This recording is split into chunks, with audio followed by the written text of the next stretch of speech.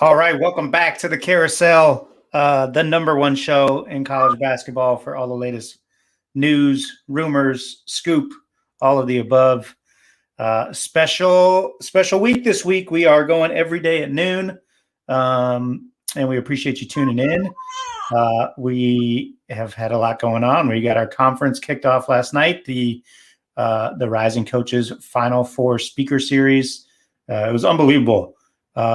Coach Carm over at Siena, Jeff Bowles over at Ohio were phenomenal. Tonight we have James Jones from Yale, who's been there, I think, 23 years. Unbelievable coach, a legend. And Molly Miller, head coach at Grand Canyon. So it should be another great night for the conference. And there's still time to sign up if you want to jump on. It's free for Rising Coaches members. So you can, if you're a member, you receive free access to the conference. If you'd like to become a member, you can visit risingcoaches.com. If you don't want to be a member, if you don't like us, but you do want to watch the conference, no problem. I don't take it personally. Go visit risingcoaches.coachesclinic.com, and you can sign up for $15 and watch all of the great content and have access to replays for 7 days, I believe.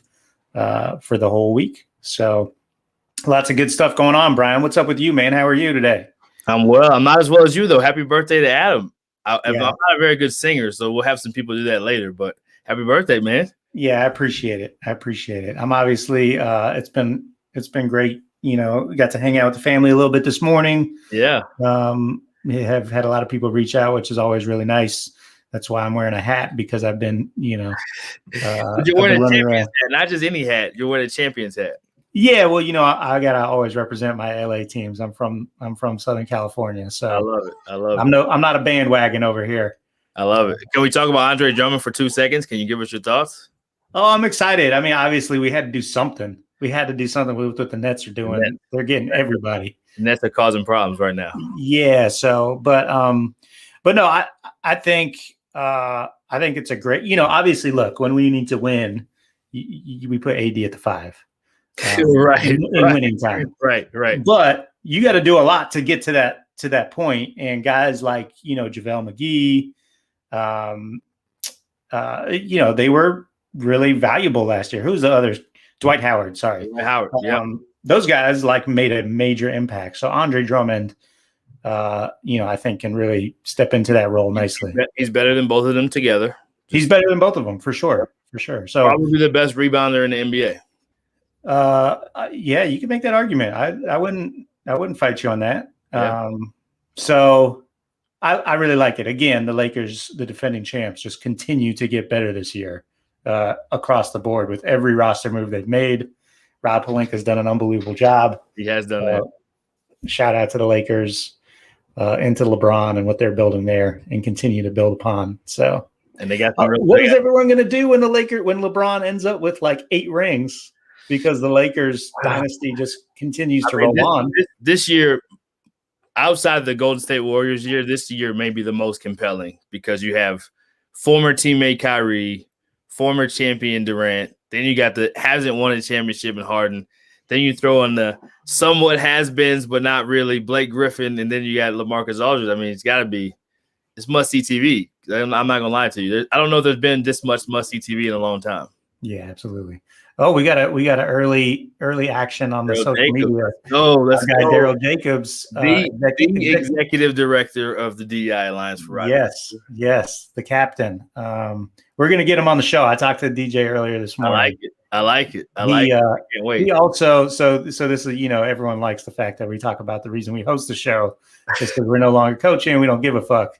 And Daryl said, "Hey guys, I don't give a fuck either." So Daryl's coming on. He's going to be a guest. Maybe we'll try to get him on tomorrow. I love it. Well, Brian, let's jump into it, man. People want to hear. Let's do this real quick. I got to shout out. And okay. You can do the women's teams, or I can do the women's team. So women's teams first. Shout out to UConn making the Final Four, and shout out to, I don't know if I know the other team. Please forgive me. Yeah, who is it? Let's see. Great. I did watch the end of the UConn Baylor game. Controversial finish, but a great game. No question. And it was a foul for the record. And did Texas? Did they win? Texas.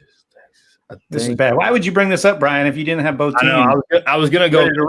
So as we wait, shout out to Baylor men's basketball, and shout out to University of Houston. Texas guy, got to represent for Texas. Shout out to those guys making to the Final Four. Shout out to Kelvin Sampson and his father and his sister. Kellen Sampson, his father and his sister, all a part of the staff. And then shout out to AB3 and Alvin Brooks Sr., the brothers. The father and son combo that have made the Final Four. I don't know the other women's team. Please forgive me. No, well, Texas plays tonight, but Arizona beat Indiana last night. Arizona. See, there you go. So there you go. Congratulations to them. More good games tonight on both sides. We got Texas, South Carolina, and Louisville, Stanford on the women's side, as well as the men's game. So lots going on. Let's we got more people commenting on Lucas, let's go. Let's go. All right, let's jump into it. Let's start with some small college stuff. Northwest Florida State hired Greg Heyer. Great applause. Yeah, home run here. Greg, I'm going to tell you a quick story about Greg Heyer and Florida JUCO ball. I think I've told this story maybe on this show before, but I think you have too, but tell it again. Yeah, I got to tell it again. Like when I was at college in Central Florida, we were, a little small JUCO program. We made an unbelievable run all the way to the Florida State Championship, which in Florida JUCO, that's a big deal. Only at that time they didn't have large bids for Hutch for the national tournament. So the fact that Florida, arguably the best JUCO league in the country, only got one team was like crazy. And so we made this improbable run. We beat Miami-Dade, who was really good at the time. Who else did we knock off? We knocked off somebody good. Maybe it was St. Pete or Hillsborough. Anyways, we get to the championship game, and we're playing Greg Heyer's Chipola team. And on that team, first of all, we had not one Division I player on our team. Can you believe that? Not one. Actually, I think our center ended up going Division I. We had talent. We had a lot of really good players. They just ended up all going D2. But Chipola had. Let me break down their starting five. Yes, please do. Point guard, starting point guard went on to be Clevin Hanna. Went on to be a really good player at Wichita State. Wichita State played at Paris Junior College for Ross Hodge before that too. By the way, there you go. Two guard was Mario Litt. The two guard. No, Mario was the three. Excuse me. The two guard signed at Indiana. I forget his name at the moment, but he was really good, and he was the Florida Player of the Year. He was phenomenal. Their three was Mario Little, who went to Kansas. Pretty good. Their four was an international kid, like a 6'9" freaking knockdown shooter that signed at Texas A&M, and their five signed at Indiana.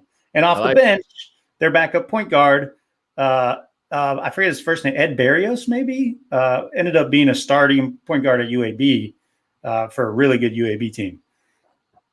They had like 6 high major dudes on their team, basically. It was unbelievable. They beat us by 1,000 points. Anyway, Greg Heyer can coach. Not only is he a great recruiter, but the guy's a phenomenal coach. Teams play really hard. Yep. Home run hire. Congrats to Greg.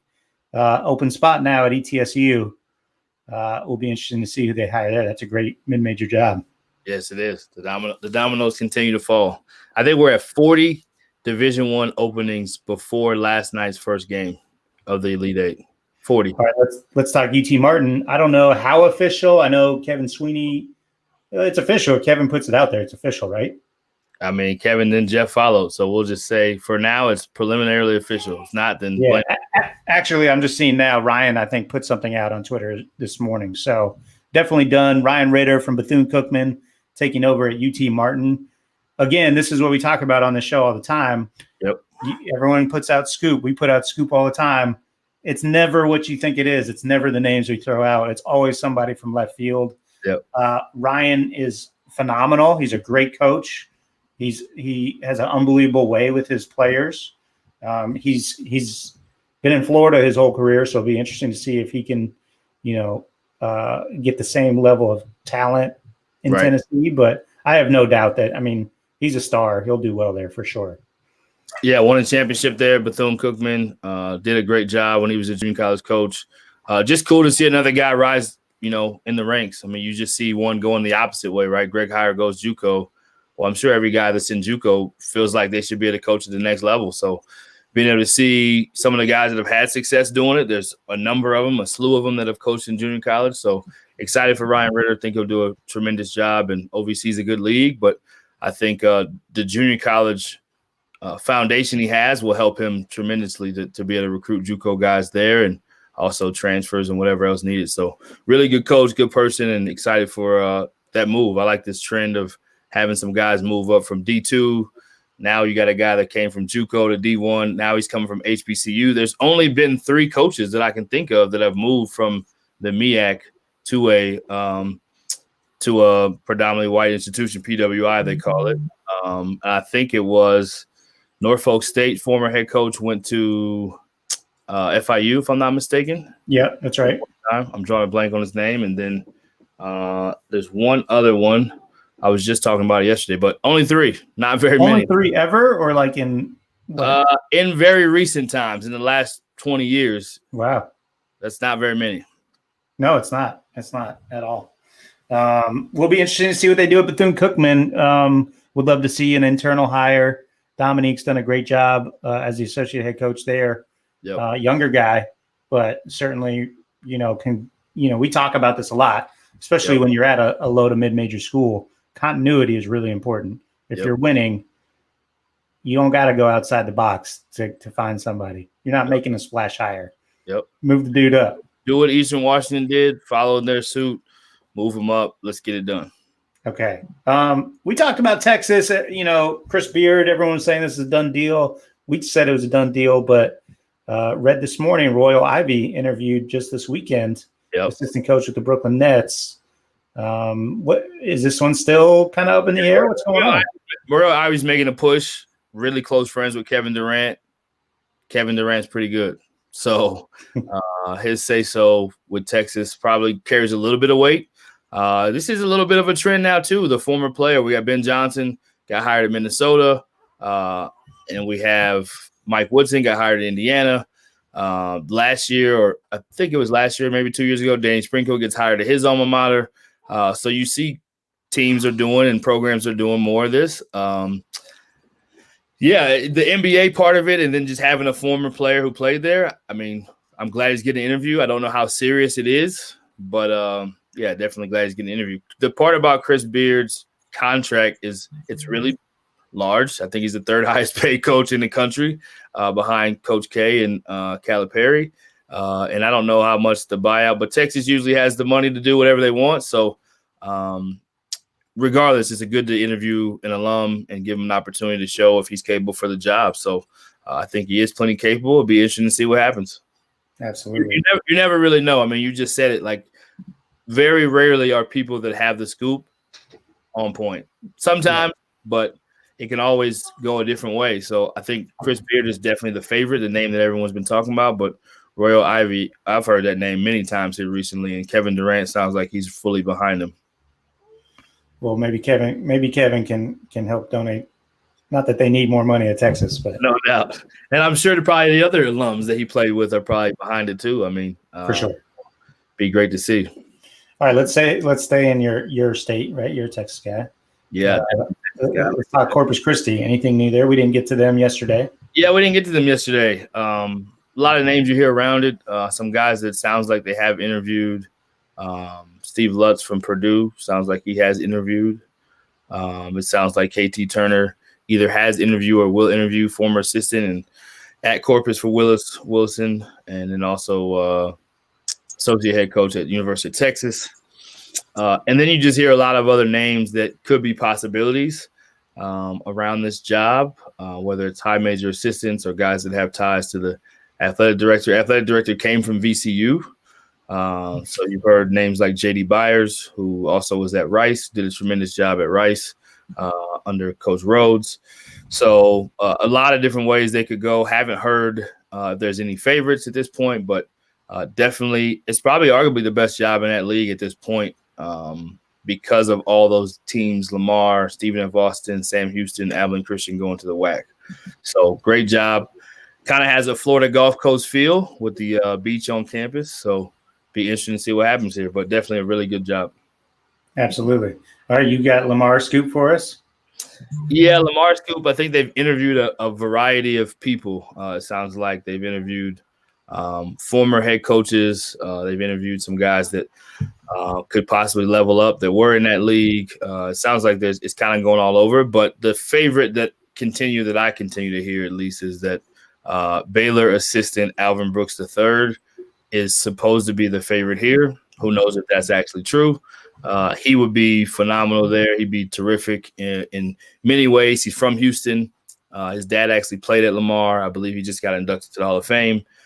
So he'd do a tremendous job recruiting. And then, I think, he's shown his ability to be a coach. Obviously, they're competing for a national championship. So well earned. I'm curious if, like with the Cal Neptune, we didn't talk about that one yesterday, I don't think. I'm sure we'll get to that announcement. But Cal Neptune, the Villanova assistant. We talked Fordham yesterday. Okay, good. We gave him a shout out. You want to talk about him again? Well, I just wanted to mention the fact that they waited till they were done. So right. Same Portland, they waited till they were done. So I don't know if that's what Lamar's doing, but could be. Alvin Brooks III is not done. Those guys are still playing. They got more work to do. That's why the job's open. See, they got more work to do. Okay, let's talk Eastern Michigan. We got a little scoop here for you guys. It sounds like they're in their final round of interviews. They've done some Zoom interviews. Now they're moving on to a second round. Sounds like Earl Boykins heavily involved there, as well as Charles Thomas. Yep. Both former players. Charles Thomas is an assistant at Duquesne. He's been with Coach Dambrot for a long time. Was with him at Akron as well. He's been pushing for the job for a while.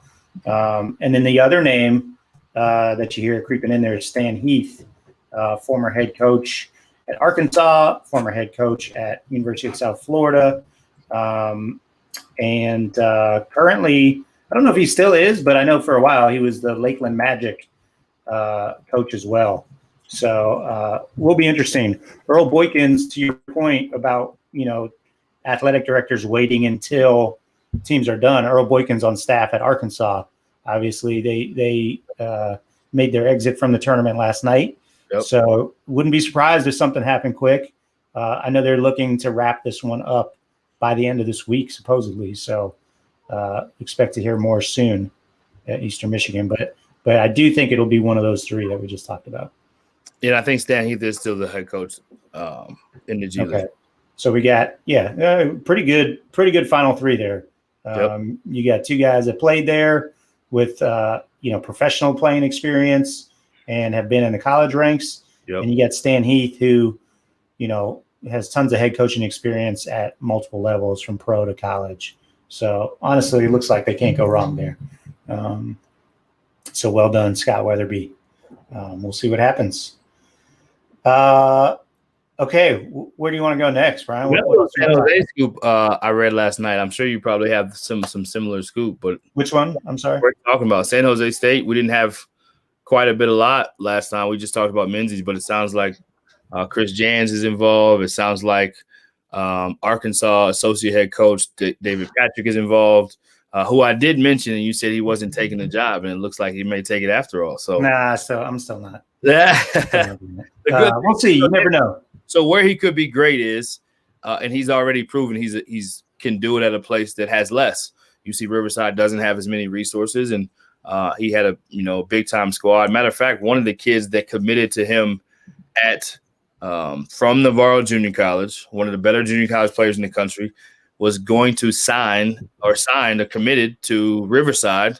Coach gets the job at Arkansas. He was good enough to go with him there. So I think he can get those outlier talent that you can't get maybe in that particular league and from his Australia ties. So I wouldn't be surprised there if he is a player because it is right there on the water. Maybe he can kind of sell that Australian dream. So I'm a big DP fan. So wherever he is, I think they're going to win. I think somebody mentioned it, about how well they're doing now that he's a part of the staff. So I'm sure he's adding his own elements there. And then Chris Jan's name I thought was interesting because you don't usually expect a guy that's won that much at that high of a level to take a job that is not used to winning, but definitely a guy who can do more with less. He's been in junior college at Chipola, won. He's been at Wichita State. So he would be a great one, won a ton of championships. And then, of course, you talked about Marvin Minzy before. I think there may be a name or two other that I'm not mentioning. I'm sure Jason Hart, I don't know if he's been mentioned. I don't know if he'd be interested in this job, but with them going to the Elite Eight, I'm sure he's a guy that his name will get mentioned for more and more jobs as well. So, yeah, there's a few for you for San Jose. Yeah, I think the other name, I think I heard Mike Magpayo from, or did we talk about him yesterday? We did not. From UC Riverside. We talked about him last week. Yeah, somebody mentioned that he might have interviewed for that. Yeah, it's interesting. All those guys can coach. There's no doubt about that. It's just, like you said, this is a program that has not had success. Like a Chris Jan's, that is seemingly a lateral move, but you saw a lateral move just the other day with Matt Figure going to Rio Grande Valley. Right. You just never know what's going behind the scenes, right? Especially in the time of COVID, where some athletic departments really did get hit hard. And if you go back to New Mexico State, not to cut you off, they had about as crazy of a year as anyone. Them in New Mexico couldn't play. Were literally living in Arizona at a resort, couldn't play. Then they could come back and play. I mean, it was just a disaster of not a basketball year, but just an administrative year, just all the stuff they had to overcome. So that may have something to do with it. But I will say this asterisk about San Jose, though. Their football team did win the Mountain West. So maybe they're one of those programs that is kind of figuring out how their niche and how they can win championships, and they're looking for a championship caliber coach. So I did – one other name that was mentioned was Eric Ravenel. Is that how you say it? Yep. Eric Ravenel, yep. He was a former head coach at Portland. Is that right? That's right. Yep. Current assistant at Georgia Tech. Rev is phenomenal. Great. They made a great run this year too. They made a great run. He's a great person. Nobody was more active when it came to voter registration for student athletes than Rev. I think he, in his efforts, registered over 8,000 student athletes, not only for the presidential election, but also the Georgia runoff, which, forget basketball, I mean, just the impact that he had there is more important than anything. But the guy's also a great offensive mind and a great coach. So, yeah, some great names for San Jose. I'm actually excited to see the Mountain West League itself and what you can do in that league. It's now consistently been a two-bid league for the past 3 or 4 years now. So, definitely a league that has some high level of play and high level coaches. And again, their football team won the league. So maybe their basketball team has a formula, or AD has a formula for basketball that they're going to do something similar. I'll give you a formula. Pay some more money. Pay your coaches more money. Increase the budget. Let's go. That's a no-fail formula. If those guys are interviewing, I'm sure there has to be doing something there. Yeah, for sure. What else? What do you want to talk about? Still a couple minutes left. If you want to get some scoop in, you can text us anonymously at 662-418-9031. You can DM us. You can shoot us a comment on social media. We love to see those. So still a couple minutes left. Where do you want to take it? You want to talk Oklahoma? You got anything for us on Oklahoma? I don't have much. I think the name Porter Moser has been mentioned. He happens to be a really good coach. His name is still mentioned for DePaul, who's still open. We didn't talk about that today. We talked about it yesterday. This is a job that, in my humble opinion, is one of the better jobs you can get in the Big 12 because it's not crazy, outlandish expectations. It's still a football school. They're not necessarily looking to do anything crazy on the basketball side as far as like having these, outstanding expectations. And Coach Kruger did a great job, no doubt about it. Went to a Final Four during his time there. But I think last year they finished like 7th or 8th and still made the tournament. So definitely a job that still has some room on the top side to be able to do some things there. So Porter Moser's a name. Mark Turgeon's a name that's been mentioned with this job as well, surprisingly. And they had a good run. He, I guess, maybe wants to get back to the South after his Texas A&M days back in the day and come back. And then Grant McCaslin, Joe Golding, Paul Mills are kind of some of the other names mentioned in that too. Okay, I don't know if I spelled this right or not. I'm sure I didn't. John Beeline watch. Where are we today on the John Beeline watch? Is anybody we do owe a small apology to Jordan Mincy. We spelled his name wrong too. Oh, apologies, Jordan. Sorry about that. What was it? The EY? Is there no E? Right, no E. It's just Y. I'm not a great speller. Clearly, who cares? It's your birthday. Yeah, clearly we are also not big on like tech here. This is me typing out these things. But yeah, John Beeline watch. Has anyone spotted him? Has he at any grocery stores in Oklahoma today? Is he in Chicago? Waldo? Is this what this is? Where is he? Where has anyone seen John Beeline? Where is he? We know he's going to coach somewhere. He's been mentioned with everything. I know his sleeves are rolled up somewhere. Speaking at DePaul, is that too low? What's going on there? Well, it's not too low. I mean, it's a high major school, right? So more or less. Yeah, I don't know. Anybody text us. Have you seen John Beeline? Where is he? We need him back in college basketball. Does he have his stripes on like Waldo? All right, Brian. Anything else you want to get in before we? I think I got a small possible scoop. A couple high major assistants on the women's side. Sounds like they're interviewing at SMU. Sounds like there's some good ones. Texas A&M assistant. I won't get into names. I'll leave some drama there, and then a Michigan assistant. So two of those names or two of those people are interviewing at SMU. They look to they're going to be wrapping up their job here pretty soon now that more teams are done playing. So be interesting to see. Great job on the women's side. And I thought a cool hire for UTSA was they hired the former Texas women's head coach. So great hire there. And there's been many other great hires. I think Memphis has made a great hire recently. Yeah, Katrina Merriweather from Wright State. They obviously had the great run. You were talking here on the show. Yeah, they had the great run in the tournament. And Katrina's great. She's a great coach. She's done a great job there at Wright State. And she'll do great at Memphis as well. Wisconsin made a great hire, I think, recently, too, that people are really excited about. Absolutely. Congrats to, I think Turnkey had that search. Katie Young-Stout hit a home run with that one.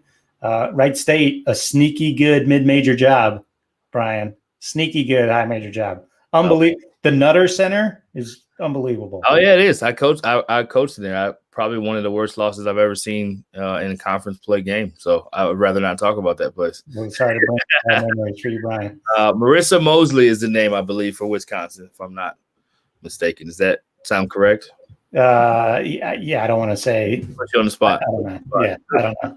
You're the rising coach. You're supposed to know everybody. I know. Like I never really, I'm going to admit this. I feel terrible saying it, but like it's the truth. I never really, when I coached, paid close attention to the women's side.